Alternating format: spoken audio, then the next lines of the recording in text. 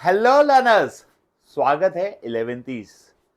This is the first ever video of an 11th standard on SC educator. Last एक साल से मैं SC educator पे हम लोग बहुत सारा वीडियो डाला हमने। 12th accounts, 12th BST, 12th economics.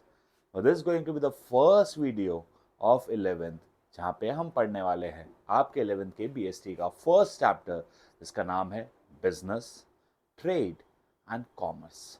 आज के इस एक वीडियो में it's going to be one shot video, जहां पे हम पूरे इस चैप्टर का वन शॉट अच्छे से कंप्लीट करेंगे। Okay, so let's begin.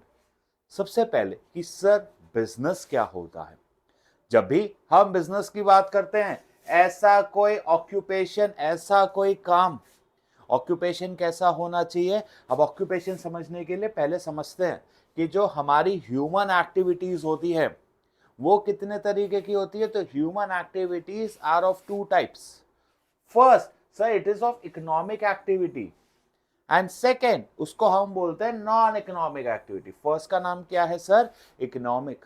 Sir दूसरे का नाम क्या है? Non economic. ये हमने 9th-10th में पढ़ा हुआ। Economic activities are those which we do to earn not money but to earn our livelihood। जिंदगी जीने के लिए मैं काम कर रहा हूं ताकि मेरे रोटी कपड़ा मकान आ सके। मैं कहीं काम करता हूं, मेरे को बोलता है खाने के लिए खाना, रहने के लिए घर और पहनने के लिए कपड़े दे देगा, तो वो क्या है? एक तरीके की इकोनॉमिक एक्टिविटी। लेकिन जब हम बात करते हैं नॉन इकोनॉमिक एक्टिविटी के, जो होती है फॉर लव, कि भाई मुझे यहाँ पैसा नहीं कमाना, दोस्त के लिए कुछ भी कर जाएंगे, प्यार के लिए कुछ भी कर जाएंगे, एक मम्मी अपने बच्चों के लिए कुछ भी करती है, इस तरीके की एक्टिविटीज को हम क्या बोलते हैं? Non economic. तो दो तरीके की एक्टिविटी है, economic and non economic. Economic activities are those activities जो हम करते हैं to earn livelihood, and non economic activities are those which are done in love, sympathy and empathy. So guys, so business क्या होता है? Sir business is a first thing, it's an economic make activity. कैसी activity है? Business है एक तरीके से economic activity which is done. अब हमारे पापा बिजनेस करते हैं, तो अब मेरे पापा मंडे टू सैटरडे रोज ऑफिस जाते हैं, तो sir it's an economic activity which is done on a regular basis. क्या लिखा हुआ है ना? On a regular basis. जो भी हम काम कर रहे हैं उसे हमें कैसे करना है? On a regular basis. और बिजनेस करते हैं तो हमें रिटर्न में क्या मिलता है? We gets lots of profit.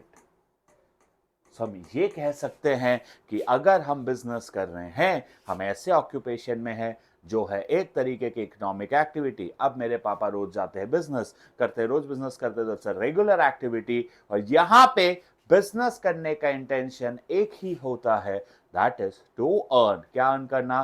To earn profit. चलो अब हम आगे बढ़ेंगे। ये हो गया हमारा। अब हम पढ़ेंगे फीचर्स। सबसे इंपॉर्टेंट है फीचर्स। मैं भाई येलो पेन ले आता हूँ, तो येलो का मन कर रहा है। चलो अब इकोनॉमिक एक्टिविटी। जब हम बात करते हैं कि बिजनेस की कैरेक्टरिस्टिक्स में पहला लिखा हुआ था, it is an economic activity, it is done to earn money, ये याद रखना, और livelihood. It is not done, it is sorry, it is not done for love affection. हम बिजनेस क्यों कर रहे हैं? ताकि हम पैसा कमा सके, पैसा कमा के घर चला सके, ना कि लव अफेक्शन। सेकेंड, जब भी हम बिजनेस करते हैं, आइदर वी हैव टू, हम खुद से गुड्स को प्रोड्यूस करें। जैसे कि एप्पल है, एप्पल मोबाइल का बिजनेस करता है, तो एप्पल खुद से मोबाइल बनाता है, प्रोडक्शन। और दूसरा, अब आपके शहर में जितने भी मोबाइल डीलर्स हैं, और जैसे कि एप्पल के जिसको हम बोलते हैं ऑथराइज रीसेलर, वो खुद से फोन नहीं बनाकर वो इस एप्पल स्टोर से खरीदते हैं और आगे बेचते हैं, तो दैट इज प्रोक्योरमेंट। तो business first, it's an economic activity जहां पे हमें या तो गुड्स को प्रोड्यूस करना है या हमें गुड्स को क्या करना है? प्रोक्योर। ठीक है। थर्ड, सर अब सिर्फ गुड्स बना लेना इंपॉर्टेंट नहीं है, जो गुड्स हमने बनाए हैं उसको हमें बेचना भी है। फॉर एग्जाम्पल, अब एक फार्मर ने 100 किलो राइस बनाए, वो सारा का सारा राइस अगर खुद ही कंज्यूम कर गया तो will it be consider business? नहीं, there should be sale for some value. अगर आपने सेल्फ कंजम्पशन किया है, लिखा हुआ है for not the purpose of sale, अगर सेल नहीं किया मतलब खुद ही कंज्यूम कर लिया, अपने पास ही रख रहे हो, उसे हम बिजनेस नहीं कहेंगे। तो 3 पॉइंट, इकोनॉमिक एक्टिविटी जहां पे गुड्स बनने चाहिए उसको हमें बेचना है, और किस तरीके से। आज मेरे इसमें केस स्टडी बहुत आती है कि you got an play station, you got an cycle, you got an car, anything like that, जो आपने एक बार बेच दिया एंड उसमें आपने प्रॉफिट कमाया। नहीं, वो बिजनेस नहीं है। कोई भी बिजनेस के लिए सबसे इंपॉर्टेंट है उसे हमें कैसे करना है, ऑन अ रेगुलर बेसिस। चलते रहना चाहिए, चलते रहना चाहिए। सिर्फ एक बार हमारे गुड्स को बेच देना या एक बार सिर्फ सामान को बेच देना बिजनेस नहीं है। बिजनेस के लिए उसको हमें कैसे करना है, ऑन रोजाना रोजाना रेगुलर रेगुलर रेगुलर बेसिस पे। तो 4 पॉइंट हो गए, 5 पॉइंट हो गए। अब नेक्स्ट है बिजनेस क्यों किया जाता है। हर किसी का एक ही इंटेंशन है, टू अर्न प्रॉफिट। अब मैंने 100 लगाए हैं तो 100 का 150 बनाना है, 150 का 300 बनाना है। हर कोई इंसान जब भी बिजनेस करता है तो हमारा intention is to earn profit. अगर आप लोगों को ये नोट्स चाहिए, अगर आपको नोट्स चाहिए तो प्लीज कमेंट कर दीजिएगा कि Girish sir we just need this notes, ताकि मैं आपको एक लिंक दे सकूं। आपको हम लिंक के थ्रू वो नोट्स प्रोवाइड कर देंगे, इसका पीडीएफ आपको मिल जाएगा। ठीक है, एक ऐप होगा, हमारा ऐप पे आना होगा, मैं आपको लिंक वगैरह दे दूंगा, फ्री रहेगा, कोई कॉलिंग कुछ नहीं है, बस आपको डेटा मिल जाएगा। ठीक है, अब लास्ट 2 पॉइंट, नेक्स्ट 2 पॉइंट है अनसर्टेन। बिजनेस में कोई श्योरिटी नहीं है कि आपने कितना पैसा लगाया उस पर कितना, क्योंकि कोई फिक्स नहीं है कि इफ यू इन्वेस्टेड 10,000 तो आपको 15 हो जाएगा ना, बिकॉज अब इसी का एक डेफिनेशन है, what does uncertainty of return means. Exam में क्वेश्चन आ सकता है, 11th में होता है ना कभी कुछ टफ क्वेश्चन पूछना है, तो हम लोग को बिजनेस तो पता, what is uncertainty of return, lack of knowledge relating to the amount of money that the amount of money the business is going to earn, कि हमें श्योर ही नहीं है। दुनिया में ऐसा कोई बिजनेस नहीं है जहां पे देर इज अ श्योरिटी कि सर आपने अगर इतना पैसा लगाया, सर आपने इतना इन्वेस्ट किया तो आपको इतना रिटर्न मिल जाएगा। इसे हम बोलते हैं uncertainty, no surety. There is a lack of knowledge, keyword क्या रखना, lack of knowledge regarding कितना पैसा आप क्रिएट कर लोगे। हर बिजनेस में हम कुछ पैसा इन्वेस्ट करते हैं, उसमें हमें बिल्कुल भी श्योर नहीं है चैम्प्स कि आप कितना रिटर्न कमा लोगे। तो इसी से निकल कर आता है last point, that is risk. Risk का मतलब होता है अनसर्टेनिटी एसोसिएटेड, हमें नहीं पता क्या हो सकता है। हो सकता है ऐसा कोई भी इवेंट होना जिससे या तो मेरे प्रॉफिट्स कम हो जाते हैं, क्या हो जाते हैं, बिजनेस कर रहे हो, रिस्क ले रहे हो, या तो मेरे प्रॉफिट्स कम हो जाएंगे या तो चांसेस है मुझे लॉस होगा। सो अभी तक हमने बिजनेस की कैरेक्टरिस्टिक्स पढ़ी। पहला कैरेक्टरिस्टिक क्या था, बिजनेस किस तरीके की एक्टिविटी है, it's an economic activity. Second, यहाँ पे प्रोडक्शन और प्रोक्योरमेंट, जो गुड्स बनाए उसको हमें सेल करना होगा on a regular basis to earn what, profit. But there is always a lack of knowledge, जिसको हम बोलते हैं अनसर्टेनिटी ऑफ रिटर्न, बिकॉज हर बिजनेस में होता है रिस्क, कभी भी कुछ भी कहीं भी घटना घट सकती है। चलो, अब नेक्स्ट इंपॉर्टेंट टॉपिक इज, सबसे इंपॉर्टेंट जो बोर्ड्स में आपको आता है, ये सॉरी आपकी 11th एग्जाम में आता है, that's the difference between the business, profession, employment. Business अभी हमने समझा कि बिजनेस का मतलब कुछ नहीं है, यहां पे हम गुड्स और सर्विसेज बनाते हैं। तो प्रोफेशन का मतलब जैसे कि डॉक्टर, सीए, लॉयर, अगर आपको ये बनना है तो हमें इनकी डिग्री लेनी पड़ती है, एग्जाम देना पड़ता है। और लास्ट एम्प्लॉयमेंट, जब मैं किसी के लिए काम कर रहा हूं, मैं क्या कर रहा हूं, मैं किसी के लिए काम कर रहा हूं और बदले में अगर दिन के हिसाब से या तो मुझे वेजेस मिले या मंथ के हिसाब से मुझे सैलरी मिले।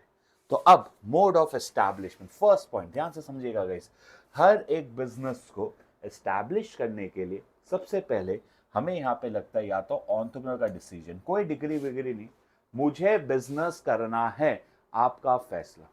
एंड कुछ चीजों में शायद तक आपको लग सकती है legal formalities if necessary. For example, जैसे आप फार्मा की, केमिकल्स की, फायर क्रैकर्स का बिजनेस स्टार्ट करते हो, तो ये सब बहुत रिस्क बिजनेस है, तो यहां पे आपको कई बार प्रायर अप्रूवल लेना पड़ जाता है। नेक्स्ट है प्रोफेशन। प्रोफेशन कैसे स्टार्ट होगा? अगर मुझे डॉक्टर, सीए, लॉयर की प्रैक्टिस करनी है तो सबसे पहले जैसे कि सीए का हमारा एक इंस्टीट्यूट है जिसका नाम है ICAI। हमें क्या बनना पड़ेगा? उस ICAI का मेंबर। क्या ICAI का क्या बनना पड़ता है? मेंबर। और हमें हासिल करना है द COP। क्या हासिल करना है? COP, certificate of practice. हमें क्या बनना पड़ेगा? ICAI का मेंबर और हासिल करना पड़ेगा सर्टिफिकेट ऑफ प्रैक्टिस। और लास्ट है एम्प्लॉयमेंट। नौकरी के लिए क्या है? आपको नौकरी करनी है। मैं एक इंस्टीट्यूट सूरत स्टडी सर्कल में जॉब करता हूँ। स्टडी सर्कल मेरा नहीं है, वर्क हो है। जिस दिन नवीन सर ने मुझे बोला गिरीश सर आप कल से आ सकते हो, ये लो आपका appointment letter, now you can join, तो वो हो गया एम्प्लॉयमेंट। डर, यहाँ पे डिसीजन, यहाँ पे मेंबरशिप और यहाँ पे अपॉइंटमेंट लेटर। अब नेक्स्ट है यहाँ पे बिजनेस में हम क्या काम करते हैं? We provide what? We provide employees को गुड्स एंड सर्विसेज। हम क्या प्रोवाइड करते हैं एम्प्लॉयज को? गुड्स एंड कस्टमर्स को गुड्स एंड सर्विसेज। प्रोफेशन में डॉक्टर अपनी प्रोफेशनल सर्विस, सीए में सीए अपनी प्रोफेशनल सर्विस, लॉयर अपनी प्रोफेशनल सर्विसेज रेंडर करता है या प्रोवाइड करता है। और एम्प्लॉयमेंट में जैसा मेरे बॉस ने बोला है या जैसा जॉब होती है तो एक कॉन्ट्रैक्ट बनता है कि गिरीश सर आप सपोज फॉर एग्जांपल आपको ऑनलाइन ऑफलाइन थोड़ा थोड़ा पढ़ाना रहेगा, आपको ये पढ़ाना रहेगा, वो पढ़ाना रहेगा, सारी चीजें क्लियर कट बता दी as per my contract.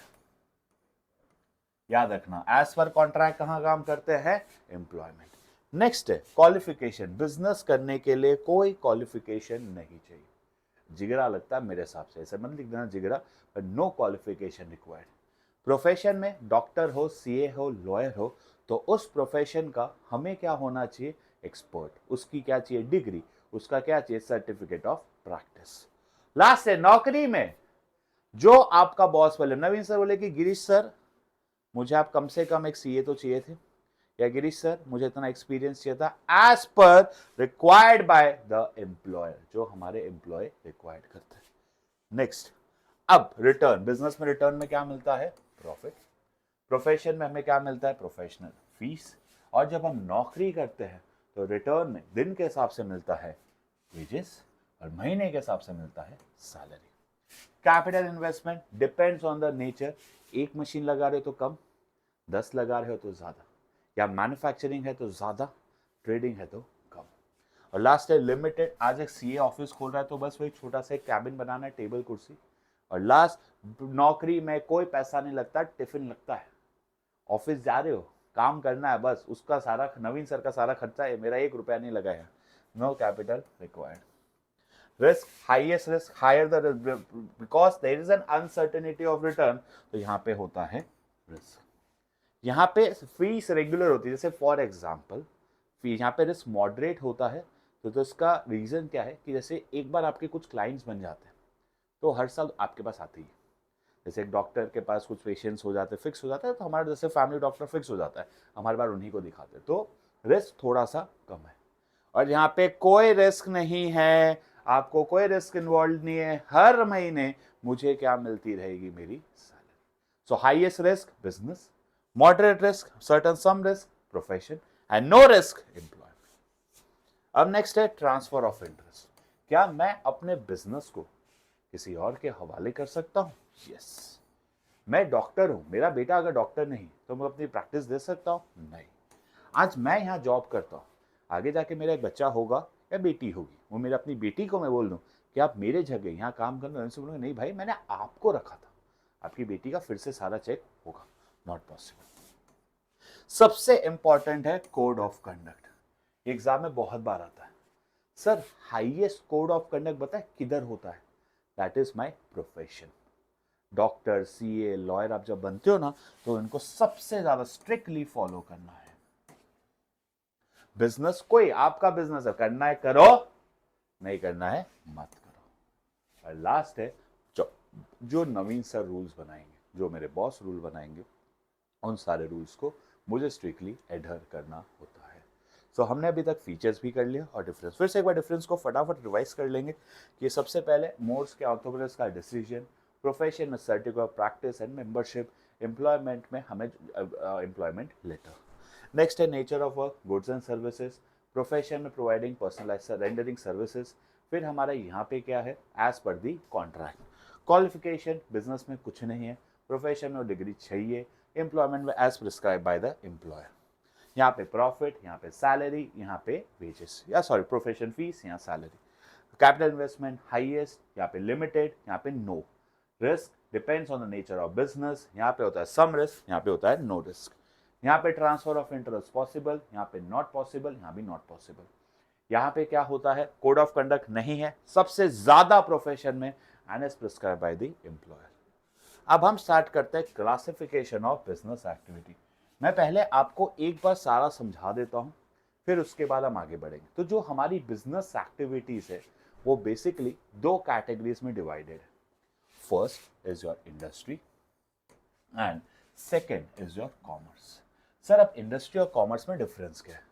Industry का कुछ भी मतलब एग्जाम में डेफिनेशन है, व्हाट डज इंडस्ट्री मीन, कि भाई industry refers to economic activity, जो भी हमारे नेचर से हमें रिसोर्सेज मिलते हैं, उन रिसोर्सेज को लेकर we have to create some useful goods.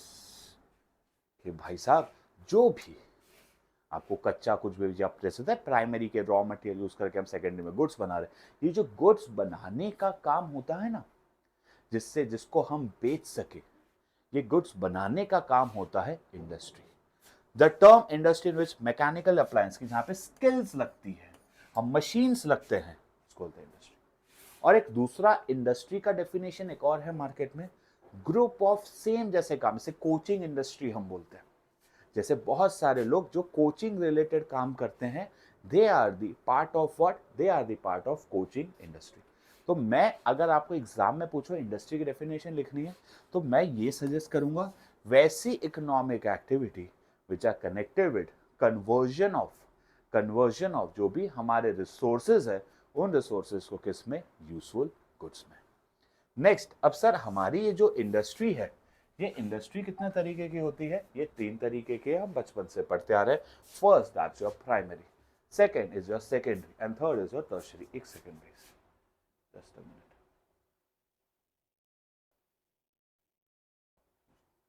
First primary, secondary and tertiary.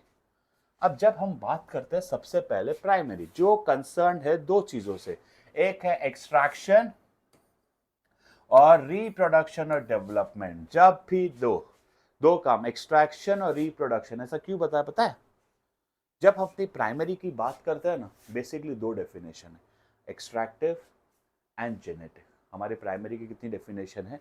दो। पहली एक्सट्रैक्टिव, दूसरी जेनेटिक। क्या दो डेफिनेशन बताई? फर्स्ट इज एक्सट्रैक्टिव, जब कभी भी मेरे चैम्प्स हम नेचर से लेने की बात करते हैं ना, मैं सिंपल भाषा में बता देता हूँ फिर आगे तफसील में बढ़ेंगे। जब भी हम नेचर से लेने की बात करेंगे उसे हम कहते हैं एक्सट्रैक्टिव। क्या बोलते हैं? एक्सट्रैक्टिव। और जब कभी हम नेचर को देने की बात करते हैं उसे हम बोलते हैं जेनेटिक। जैसे कि extractive, this industry extract from natural resources. याद रखना, फार्मिंग, माइनिंग, फार्मिंग किसमें आता है? Farming is extractive. और नेक्स्ट है जेनेटिक, इंगेज इन ब्रीडिंग, हम प्लांट एनिमल रिप्रोडक्शन कर रहे हैं, हम नेचर कुछ दे रहे हैं, एनिमल हस्बेंड्री, पोल्ट्री फार्मिंग, ये सब कहां पे आ जाएगा? जेनेटिक। जब नेचर से लेने की बात हुई, एक्सट्रैक्टिव, और जब यही नेचर को देने की बात हुई तो वो बन जाएगा जेनेटिक। इधर से करते आगे।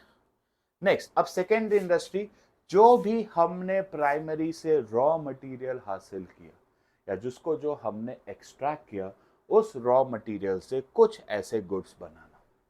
जैसे आपको मैं बता दूं, हमें टमाटो मिला फॉर एग्जांपल प्राइमरी से, हमने एक्सट्रैक्ट किया फार्मिंग करके, और उस टमाटो से अब हम बना रहे हैं टमाटो केचप, तो ये क्या हो गया? सेकेंडरी। हमें आयरन मिला, उससे हम स्टील बना रहे हैं, ये क्या हो गया? सेकेंडरी। तो अब जब हम बात करते हैं सेकेंडरी की, तो हमारी सेकेंडरी इंडस्ट्री दो है, पहला मैन्युफैक्चरिंग, दूसरा कंस्ट्रक्शन। पहला कौन सा है? मैन्युफैक्चरिंग, दूसरा कंस्ट्रक्शन। हम मैन्युफैक्चरिंग की बात करें तो चार चीजें आती है, analytical, synthetical, processing and assembly. क्या कहे? सेकेंडरी मतलब जो भी प्राइमरी में हमने रॉ मटेरियल यूज किया जो बनाए उससे हमें गुड्स बनाना है। तो सर ये जो सेकेंडरी है ये दो तरीके की है, फर्स्ट मैन्युफैक्चरिंग, सेकेंड कंस्ट्रक्शन। अब हम बात करें मेरे मैन्युफैक्चरिंग की तो उसमें चार तरीके आते हैं, first analytical, second synthetical, third processing and fourth assembly. अब हम आगे बढ़ते हैं manufacturing. This industry production goods, कोई भी गुड्स बनाना, जो गुड्स बनाने का काम होता है ये सारा का सारा कौन करती है, मैन्युफैक्चरिंग। तो अब जो भी रॉ मटेरियल जो भी मिल रहा है जो हम आज की डेट में यूज कर रहे हैं वो सारा का सारा कहाँ पे आता है, मैन्युफैक्चरिंग। प्लीज आप इसका स्क्रीनशॉट एक अब एग्जाम में विच industry gives a form utility, एक रूप देना जिसको हम देख सके। अलग अलग केमिकल्स मार्केट में आते हैं भाई, उनको मिक्स करके कुछ बनाना। क्रूड ऑयल मार्केट में आता है उसे पेट्रोल बनाना, ये सब क्या हो गया, एक तरीके का मैन्युफैक्चरिंग। अब टाइप्स बहुत इंपॉर्टेंट है, ध्यान से देखना। फर्स्ट एनालिटिकल, एग्जाम्पल देता हूं जैसे कि क्रूड ऑयल यानी ऑयल रिफाइनरी। अब ऑयल रिफाइनरी में क्या होता है, हम इसको अलग अलग टेम्परेचर्स पे हीट करते हैं। जब एक ही रॉ मटेरियल से हम बहुत सारे प्रोडक्ट्स बना रहे, क्या बना रहे चैम्प्स, एक रॉ मटेरियल से बहुत सारे प्रोडक्ट बनाते हैं, उसे हम बोलते हैं एनालिटिकल। ठीक है, एक रॉ मटेरियल से हम बहुत सारे प्रोडक्ट जब बनाते हैं उसे हम बोलते हैं एनालिटिकल। नेक्स्ट सिंथेटिकल, सर क्या है, जब अलग बहुत सारे रॉ मटेरियल्स को हमने मर्ज कर दिया और उससे बना एक सिंगल फिनिश गुड, जैसे कि सीमेंट, जैसे कि chemicals. What we are doing is various raw materials या वेरियस केमिकल्स को मिक्स करके हम एक नया प्रोडक्ट बनाते हैं, उसे हम बोलते हैं सिंथेटिकल। नेक्स्ट है प्रोसेसिंग, कि भाई एक फॉर्म से दूसरे फॉर्म में कन्वर्ट करना, जैसे आम से आम का अचार या आम से माजा, टमाटो से टमाटो केचप, शुगर केन से शुगर, हम अलग फॉर्म में कन्वर्ट कर, सक्सेसिव स्टेजेस, बहुत सारे स्टेजेस, उस रॉ मटेरियल में बहुत सारे स्टेजेस होते होते थे गुड्स बनता है। जैसे शुगर कैन आया, उससे हम पहले मोलासेस बनाते हैं, फिर गुड़ कुछ ऐसा बनता है, फिर जाके शुगर बनता है, बहुत सारे स्टेजेस है, तो उससे हम बोलते हैं प्रोसेसिंग।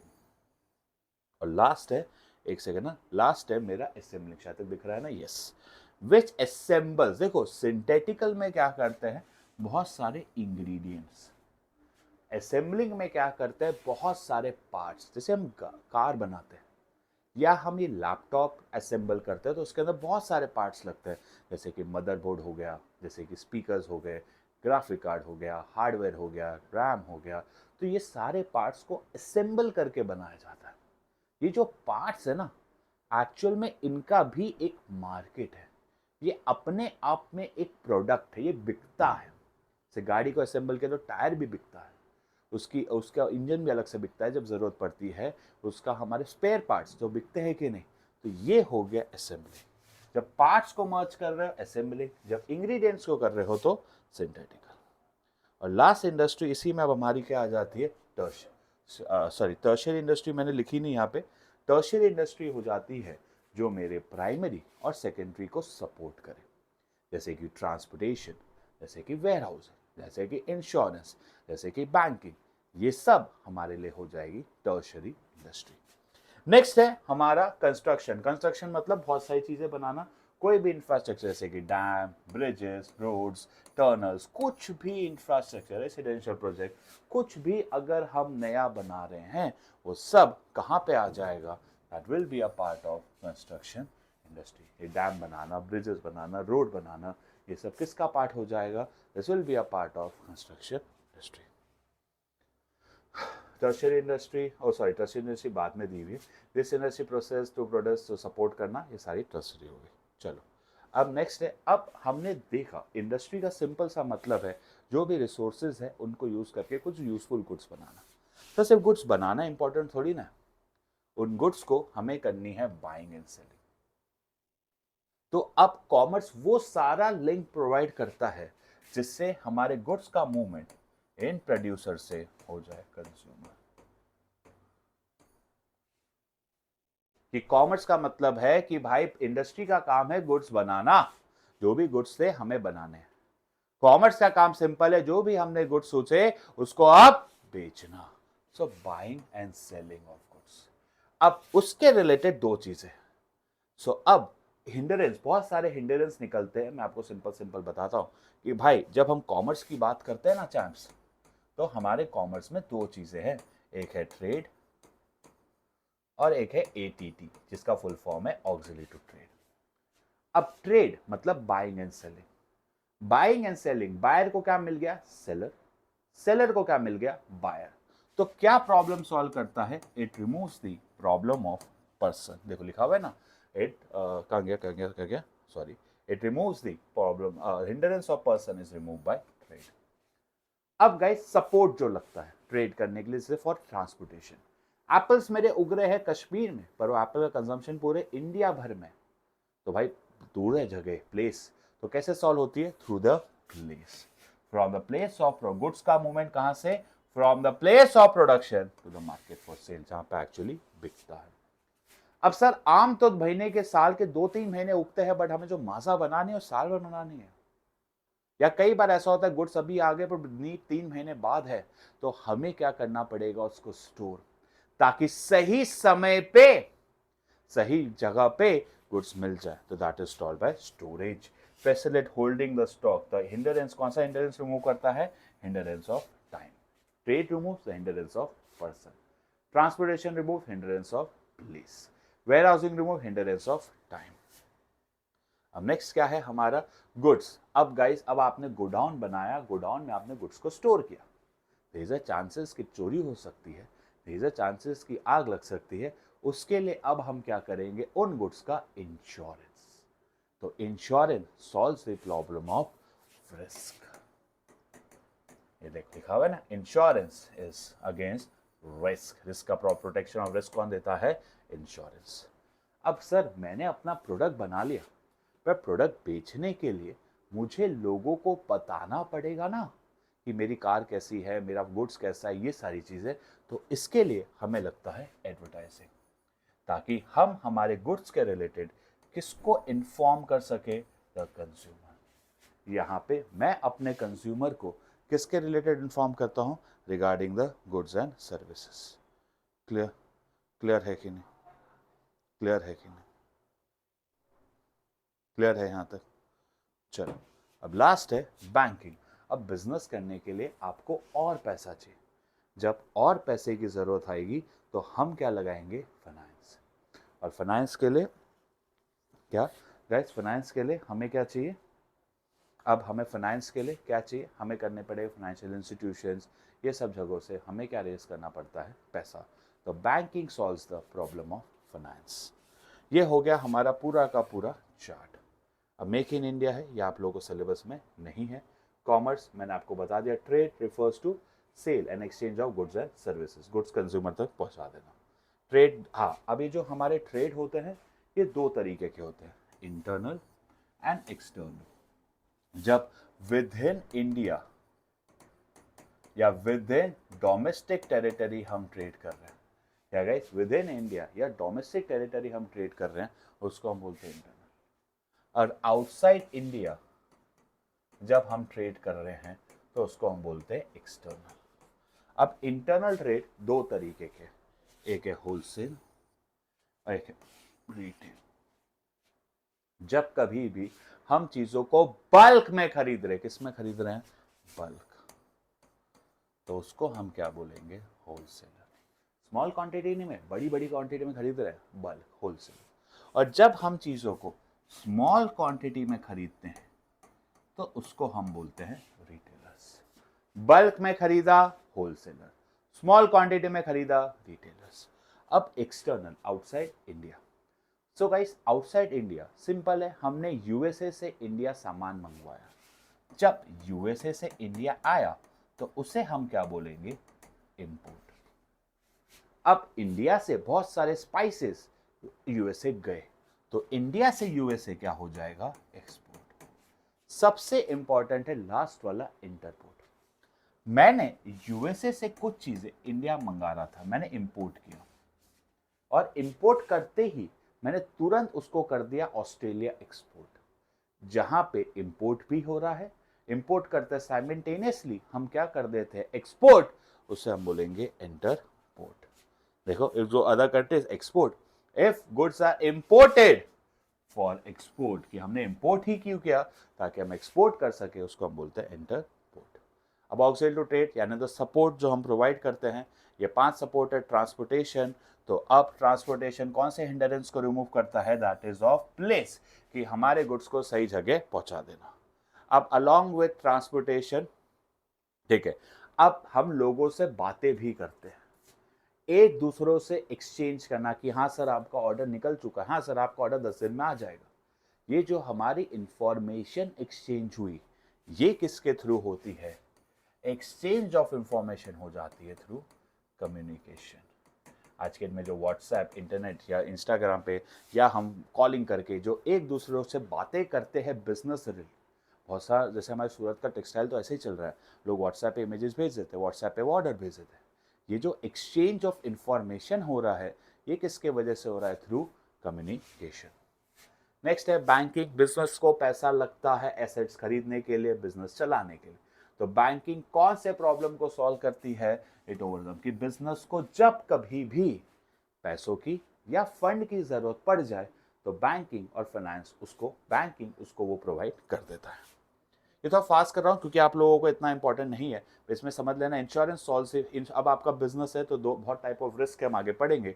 तो अब ये बचाने के लिए हम क्या कराते हैं अपने बिजनेस को, इंश्योरेंस, ताकि कोई भी अनफोर्सिन, जो हमने सोचा नहीं था, कब किसी को पता था कि चोरी कब होगी, किसी को पता था कि आग होता है, किसी को पता था ऐसा कुछ हो जाएगा, अनफोर्सिन इवेंट से बचने के लिए हम हमारे बिजनेस में क्या करवाते हैं, इंश्योरेंस, और उसके बदले हम एक प्रीमियम देते हैं, ये सारी चीज। But insurance solves the problem of, क्या से प्रॉब्लम को सॉल्व करता है, रिस्क। नेक्स्ट आगे बढ़ेंगे, warehousing. Usually goods are not sold, जहां पे प्रोड्यूस हुआ है उनको स्टॉक में रखना पड़ता है। अब जब स्टॉक पे रख रहे हो तो खराब हो सकते, तो प्रॉपरली हमें उन्हें करना है स्टोर करने से हमारे गुड्स सही समय पे, सही जगह पे, सही समय पे अवेलेबल हो जाते, तो they solve the problem of time. Warehousing क्या चीज के प्रॉब्लम को सॉल्व कर देते हैं guys, that is the time. Advertisement का मतलब क्या है, लोगों को प्रोडक्ट के बारे में बताना। Over here we are informing them कि प्रोडक्ट कैसे बेचना है। वी आर इन्फॉर्मिंग, कोई भी नया प्रोडक्ट होता है उसके फीचर्स, उसके प्राइस, ये सारी चीजें कौन सा हेल्प करता है, दैट इज एडवर्टाइजिंग। इसी के साथ पूरा हमारा टाइप्स खत्म। नेक्स्ट टॉपिक है what are the objective. Objective का मतलब सिंपल सा मतलब कि ऑब्जेक्टिव वर्ड का मतलब है कि भाई बिजनेस करने के पीछे रिटर्न मकसद क्या है, वो वाला नहीं, बट हाँ सबसे पहले अगर आपसे पूछा जाए कि sir what is my primary objective, अगर कोई भी इंसान बिजनेस कर रहा है तो मेरा जो प्राइमरी ऑब्जेक्टिव है वो एक ही है, that is what, to earn profit. कोई भी इंसान अगर बिजनेस कर रहा है तो हमारा प्राइमरी ऑब्जेक्टिव क्या है, that is to earn profit. अब क्यों प्रॉफिट इंपॉर्टेंट है, तो उसके 4 पॉइंट है, याद रखना कि भाई साहब अगर कोई इंसान बिजनेस कर रहा है तो घर चलाने के लिए प्रॉफिट ही उसका इनकम है। आगे जाके अब आज आपको प्रॉफिट होगा तभी तो आप क्या कर पाओगे, एक्सपांशन। अगर आपके बिजनेस में प्रॉफिट हो रहा है तो दैट्स एन इंडिकेशन, क्या इंडिकेशन, कि हम हमारे बिजनेस को एफिशिएंटली मैनेज कर रहे हैं। नेक्स्ट कि भाई अगर आज कोई भी स्टोर्स के प्रॉफिट हो रहे, मतलब उसके प्रोडक्ट सोसाइटी को अच्छे लग रहे हैं, और इससे एक फर्म की क्या बिल्ड होती है, गुडविल। 5 पॉइंट, इनकम है, आप बिजनेस को एक्सपांड कर सकते हो, आपका बिजनेस अच्छे से चल रहा है, सोसाइटी अप्रूवल है, and it creates a goodwill, it creates a reputation. Why profit is necessary, फिर से क्या हमारा बिजनेस अच्छा चल रहा है, हम अपने बिजनेस में एक्सपांड कर पाएंगे। तीसरा, business is going good, we are like society approval, and last है क्या बिल्ड होगा, गुडविल। अब what are the next multiple objective, तो सबसे important is market standing. What does market standing refers, कि हम कहाँ खड़े हैं as term to my competitors. इसमें मैं एग्जांपल देता हूँ जियो का। आज जियो की तगड़ी market standing as compare to its competitors, वो जबरदस्त सर्विस जबरदस्त देता है। तो सबसे इंपॉर्टेंट है मार्केट स्टैंडिंग की, हम हमारे कॉम्पिटिटर्स के सामने कहाँ स्टैंड करते हैं, कि हमारे मार्केट में वैल्यू कितना है। दूसरा इनोवेशन, इनोवेशन का मतलब है नए आइडियाज, नए मेथड्स ढूंढते रहना। या तो आप कुछ ऑल टुगेदर एक नया प्रोडक्ट बना दो, या उसको बेचने का स्टाइल चेंज कर दो। जैसे आपने ऑल टुगेदर खाने में कुछ नई नई चीजें डेवलप, इनोवेशन। या आप पहले सिर्फ ऑफलाइन बेचते थे, अब आपने ऑनलाइन बेचना शुरू कर दिया, आपने जेप्टो पे बेचना शुरू कर दिया, तो दैट इज द सप्लाई। अब इसमें सबसे बेस्ट एग्जांपल जो कंपनी मेरे दिमाग में आती है दैट इज टेस्ला। वो हमेशा इनोवेशन में सोचते हैं, या तो कोई नया प्रोडक्ट बनाओ, या प्रोडक्ट को डिलीवरी करने का स्टाइल हमें चेंज कर देना है। नेक्स्ट है हमारी productivity. Productivity simple C focus करती है, that is on efficiency.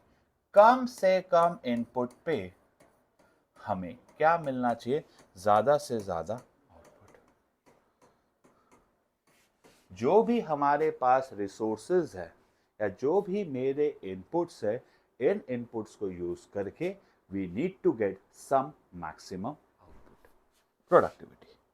Next physical, की एक बिजनेस में बहुत सारे रिसोर्स, फिजिकल मतलब आपके प्लांट, मशीन, ऑफिस, ये सारे, और पैसा जो फंड चाहिए होते हैं। सो सबसे इंपॉर्टेंट है, पापा एक ही चीज बोलते थे जीवन में कि इन रिसोर्स, पैसों को बर्बादी नहीं करनी चाहिए।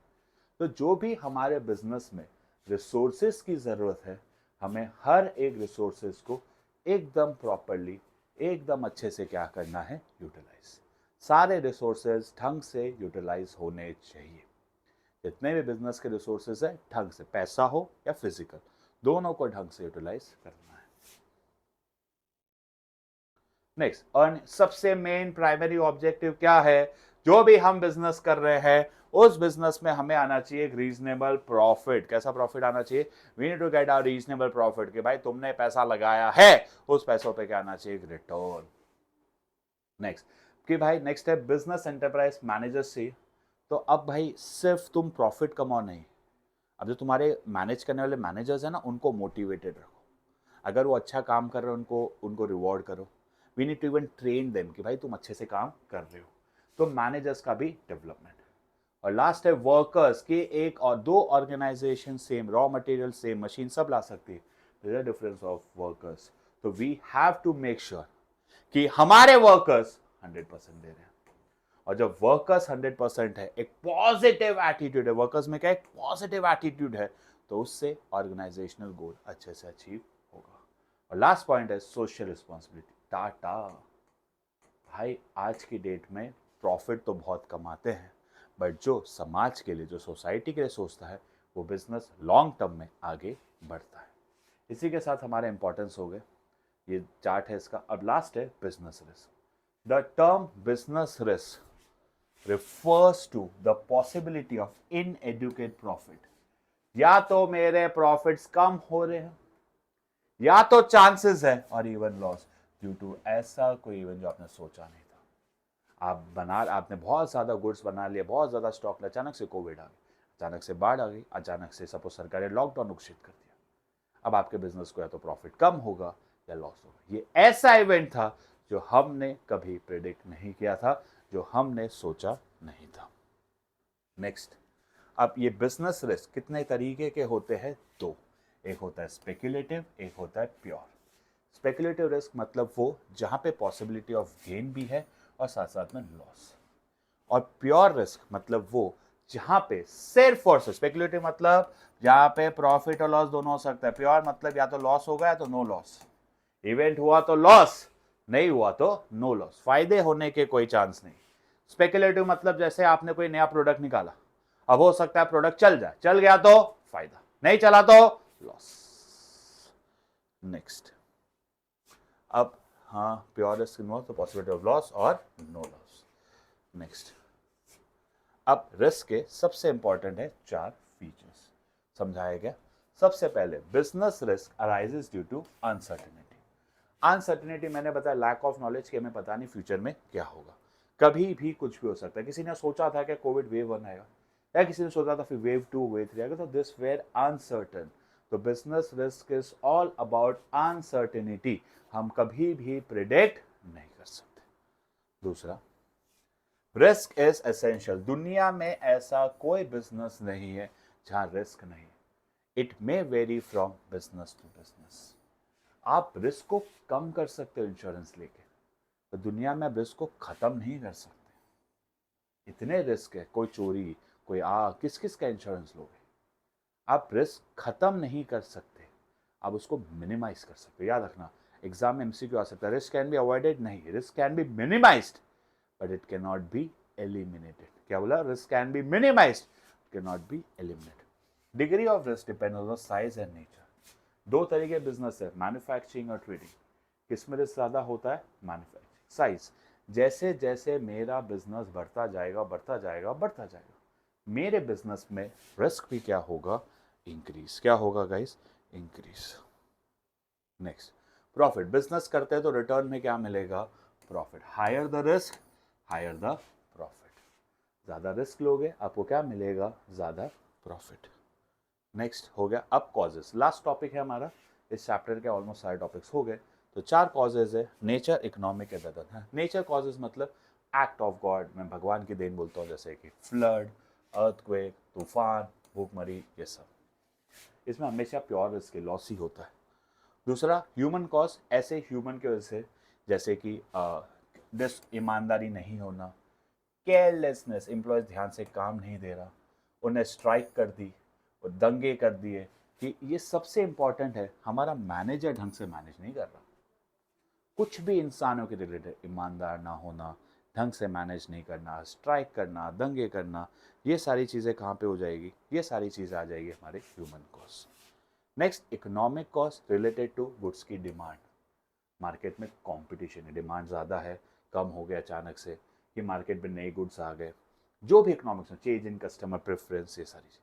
बहुत सारी एक और चीज़ है कि मार्केट में सपोज इंटरेस्ट रेट बढ़ गया, महंगाई बढ़ गई, मार्केट में टैक्स रेट बढ़ गया, जीएसटी आ गया, ये सारी चीज़ें कहाँ पे आ जाएगी? इकोनॉमिक। क्या बोला? गुड्स का demand, competition, price, change in tax rate, change in interest rate, ये सारी चीज़ें आ जाएगी इकोनॉमिक। लास्ट है अदर कॉस्ट। मैं 2 चीज़ याद करा रहा हूँ, मैं जब एकदम डिटेल में आपको लाइव पढ़ाऊंगा ना, तब मैं आपको बताऊंगा, भाई याद रख लेना। एक तो देश में पॉलिटिकल डिस्टर्बेंस होना,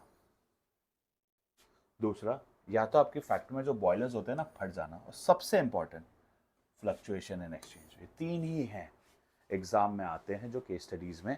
फर्स्ट, देश में पॉलिटिकल इंस्टेबिलिटी जैसे अभी बहुत सारे देशों में चल रही है। दूसरा, जो आपके कपड़े बनाने के लिए बॉयलर्स वगैरह लगते हैं वो फट गए। या तीसरा, आपने एक डील की थी जब डॉलर था 80 रुपये, अब वही डॉलर 88 हो गया, तो आपको नुकसान होगा कि नहीं? गाइस, हमने बहुत सारे, बहुत अच्छे से ऑलमोस्ट 45 मिनट्स में ये चैप्टर के ऑलमोस्ट सारे टॉपिक्स कवर किए, जो ऑलमोस्ट आते। एक आधा टॉपिक था जो ट्रेडिशनल बिजनेस मैंने नहीं। अगर आपके स्कूल में वो भी कराया है तो उसकी भी फाइल रेडी है, मैं वो वीडियो बना दूंगा, बस कमेंट कर दीजिएगा। और कैसा लगा कमेंट ज़रूर कीजिएगा। आई होप आपको अच्छा लगे, तो चैनल को सब्सक्राइब और वीडियो लाइक ज़रूर कर देना। आज के लिए इतना है, see you guys, tata, bye bye, bye guys.